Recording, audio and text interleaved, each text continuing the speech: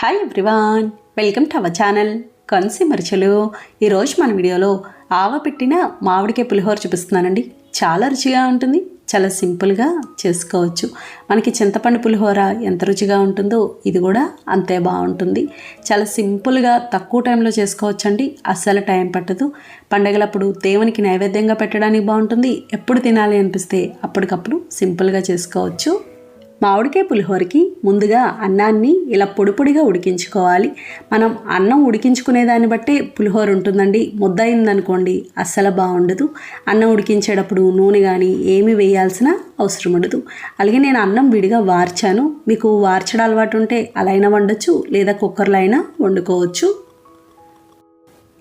అన్నం కొంచెం చల్లారిన తర్వాత ఒక పావు స్పూన్ పసుపు, 2 స్పూన్ల వేరుశనగ నూనె వేసి కలుపుకోవాలి. పసుపుకి కొలత ఏముండదండి. రంగు తక్కువ ఉంది అనుకుంటే ఇంకొంచెం పసుపు వేసుకోవచ్చు. చూడండి, ఇలా బాగా కలుపుకున్నాం కదా. ఇప్పుడు ఇది పక్కన పెట్టేసుకొని 300 గ్రాముల బియ్యానికి నేను మీడియం సైజ్ మామిడికాయ ఒకటి తీసుకున్నాను. ఎంత పులుపు పడుతుందో తెలియదు కాబట్టి ఈ సైజ్ మామిడికాయ అయితే సరిపోతుంది. ఈ విధంగా క్యారెట్ తురుముకునే దాంతో తురుముకోవాలి. కొంచెం పెద్ద చిల్లులు ఉన్న దాంతో తురుముకుంటే ఇలా ఉంటుందండి.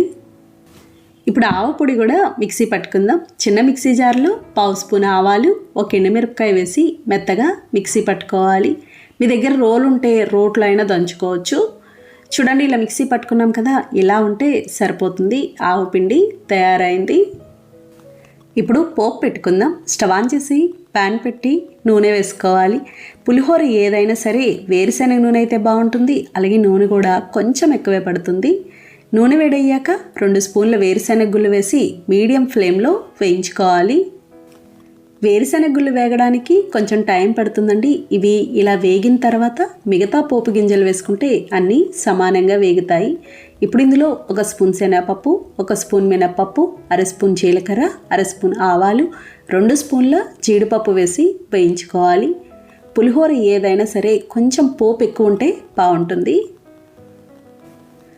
చూడండి, వీళ్ళ బాగా వేగినాయి కదా, ఈ విధంగా ఉండాలి. ఇలా వేగాక పచ్చిమిర్చి ముక్కలు, పచ్చిమిర్చి 5 కాయలు, ఎండుమిర్చి ముక్కలు. ఎండుమిర్చి నేను చిన్నవి తీసుకున్నానండి. మీరు ఒకవేళ ముక్కల్లా వేయాలి అనుకుంటే ఒక 4 కాయలు వేసుకుంటే సరిపోతుంది.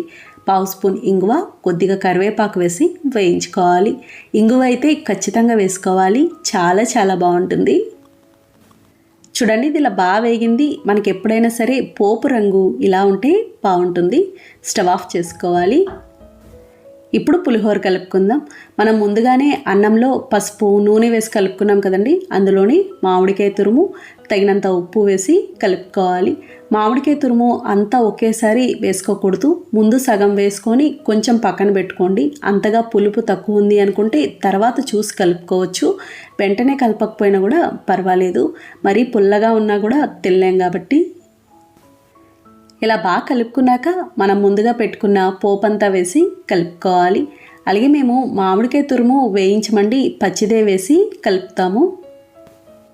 ఇదే విధంగా రవ్వ పులిహోర కూడా చేసుకోవచ్చు. మామిడికాయ పిండి అది కూడా బాగుంటుంది బియ్యం రవ్వతో. మీకు కావాలి అనుకుంటే మన ఛానల్లో ఉందండి, వీడియో లింక్ ఇస్తాను. చూడండి, నాకు మొత్తం తురుము పట్టలేదు, ఇంత అయితే మిగిలింది. ఇలా బాగా కలుపుకున్నాక చివరిగా మనం ముందుగా మిక్సీ పట్టుకున్న ఆవపొడి కూడా వేసి కలుపుకోవాలి. ఆవపొడి ఎప్పుడైనా సరే ఇలా చివరిలో వేసుకోవాలి, ముందు వేసి కలుపుకూడదు.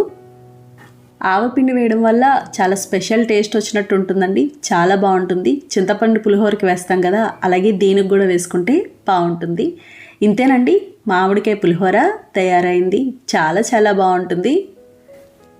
చూసారు కదా ఫ్రెండ్స్, చాలా సులభంగా తయారు చేసుకున్నాం. నచ్చిందండి వీడియో? మీకు నచ్చితే లైక్ చేయండి, షేర్ చేయండి, కమెంట్ చేయండి. Thank you for watching.